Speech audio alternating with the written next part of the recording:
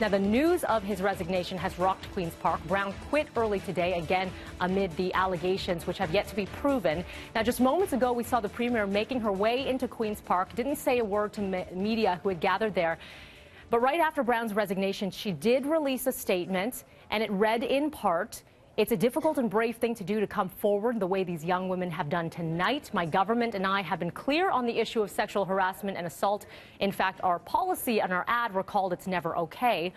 The Ontario PC Deputy Leaders Sylvia Jones and Steve Clark saying, "In the interest of the Ontario PC party, we unanimously agree that Mr. Brown cannot continue serving as leader. Mr. Brown is entitled to a legal defense and due process, but he cannot lead us into an election as a result of these allegations." And fellow Conservative MPP saying, this is Lisa MacLeod, that every citizen of Ontario deserves respect. And she goes on in her statement now.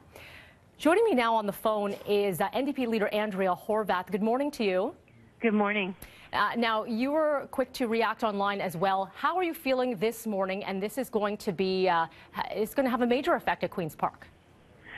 Well, absolutely. I think first and foremost, though, about the major impact that these young women have had on their lives at the hands of someone that was in a position of power and somewhat older than them. I mean, look, these women are very brave, very courageous, and in speaking out, they're not only speaking for their own situation, but we know that there are many, many more women, hundreds, if not hundreds of thousands of more women who have not felt able to speak out. And so every time someone becomes public, like these young women did, it just reminds us that that this is happening all too often, and that we have to continue to call it out.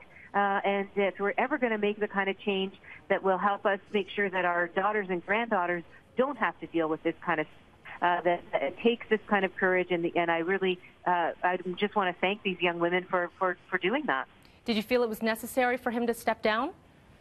I think he had no choice. I think he absolutely had no choice. It was surprising that that wasn't his initial, reaction, but he had no choice.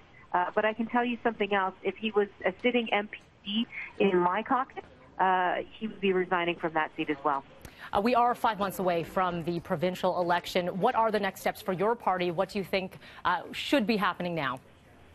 Well, we're going to continue to do our work.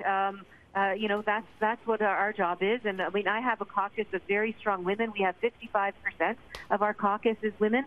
And so we have a process in place that elects great women candidates, and they sit equally around my caucus table with our male colleagues. We have a very respectful and equal discussion and dialogue, and we're going to continue to do that work on behalf of Ontarians. I mean, today, though, I think the most important thing is not to forget these young women whose voices have courageously come forward, and who, again, open the door and continue to create a pathway for other women to say enough is enough, and we're not going to tolerate this kind of behavior anymore, and we're not going to let men get away with the behaviors that they've exhibited or that they've undertaken over the years.